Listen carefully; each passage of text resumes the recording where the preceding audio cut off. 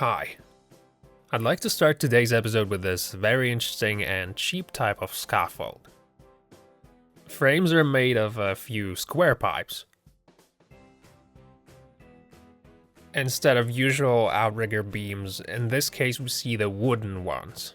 The principle is quite simple. It is sort of a bit like with mounting claws.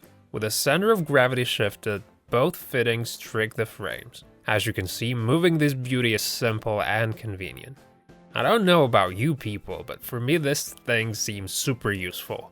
Thanks a lot to whoever came up with this brilliant idea. Alright, so here are some pretty useful things.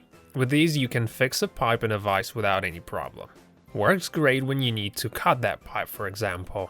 I mean, usually large diameter pipes are kinda tricky and hard to get a hold of, but in this case, it is as if you're using a proper spanner. Sits real nicely. And here's a great type of styrofoam cutter. The wire is stretched all the way to the carcass, which in its turn is fixed on the bearing slide. There's also a ruler you can adjust to almost any angle.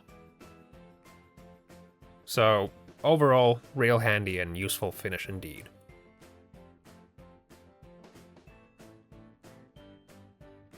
I saw a lot of jigsaw and milling machine dividers on YouTube, although I've never seen one that would fit an angle grinder. And I really like the idea of creating a circumference without making a hole in the center.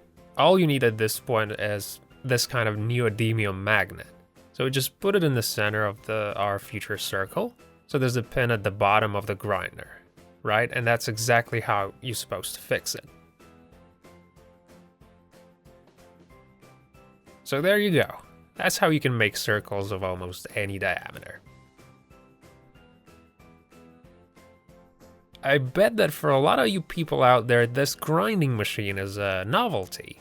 This one is particularly useful for working with curvilinear parts.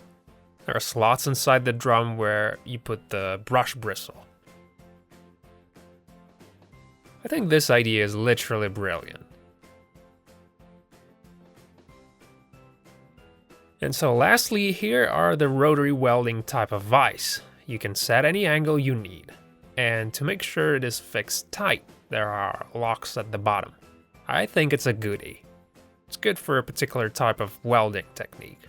I wonder what professional fellow welders think about this thingy.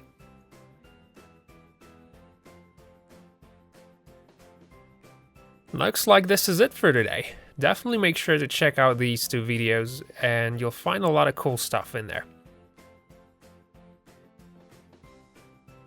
Thanks a lot for watching and we'll see you next time.